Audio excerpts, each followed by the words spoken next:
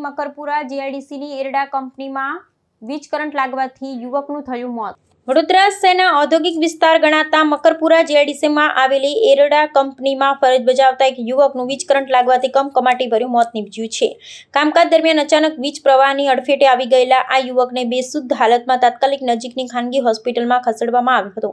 જોકે કમનસીબે યોગ્ય તબીબી સારવાર મળે તે પૂર્વે જ ફરજ પરના તબીબોએ તેને મૃત જાહેર કરતા પરિવાર તેમજ સ્થાનિકોમાં ઘેરા શોકની લાગણી વ્યાપી ગઈ છે। આ ગોઝારી ઘટના બાદ કંપની સંચાલકોની ઘોર બેદરકારી સામે ગંભીર સવાલો ઊભા થયા છે।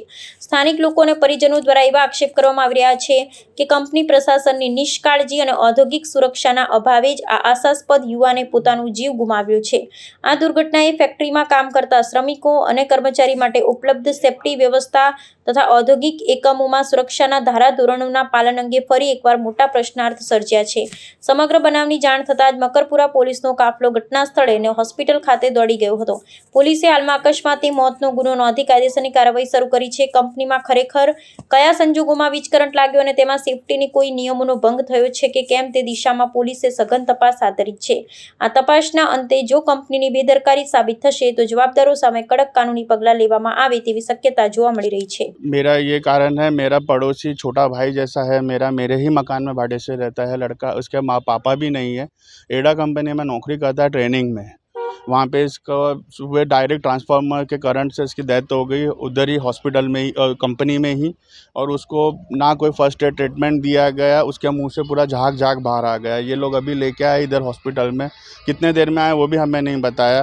और उसके बाद अभी डॉक्टर यहाँ पे बोल रहे हैं डेथ डिक्लेयर कर दिया है इसको। मुझे न्याय चाहिए इस चीज़ के लिए। उस लड़के का नाम है हर्ष सहानी, उसकी उम्र है 22 से 23 साल का लड़का है। वो ट्रेनिंग में था। हाँ, 22-23 साल में 17-18 साल का, 17-19 ITI करके ट्रेनिंग में लगा हुआ है। इस कंपनी में तीसरी डेथ हुई है। ये लोग हर बार ये लोग क्या बच्चों के साथ मफत के इन लोगों को मिलते हैं। कोई व्यवस्था नहीं है, कोई संस्था नहीं है। गरीब लोग बच्चे मर रहे, किसी का ध्यान नहीं रखा, कोई ध्यान नहीं है। बोलना चाहता हूँ, इतनी बड़ी कंपनी है तो सेफ्टी के नाम पे कुछ भी नहीं है। सेफ्टी होता तो ऐसा होता है क्या? इतनी बड़ी बड़ी कंपनियां हैं देश के अंदर, ऐसी काम चलता है क्या? वो गरीब बच्चा मर गया, कौन जवाबदारी लेगा इसकी? ये तो हाथ जोड़ देंगे। हम तो ट्रेनिंग में थे, ट्रेनिंग के अंदर सब इतने छोटे बच्चे को रखना ही नहीं चाहिए ट्रेनिंग के अंदर, जहाँ पे आपको पता इतना गलत काम हो रहा है, डायरेक्ट करंट आ रहा है। जो एक्सपीरियंस बंदे हो तो उनका काम होता है, बच्चों का काम होता है। वो इनकी गलती है। इन लोगों को जब तक नहीं दिया गया प्रॉपर, ये लोगों के पेरोल में नहीं है, इसके लिए बाहर के बच्चे तो मार डालो, यही बात हुई ना। तो अभी जो एडा कंपनी है, हाँ, एडा कंपनी में काम कर रहा था, वहाँ से कोई बंदे आए हैं? कोई नहीं आया है, कोई नहीं आया। ये कंपनी की गाड़ी खड़ी है बस इधर।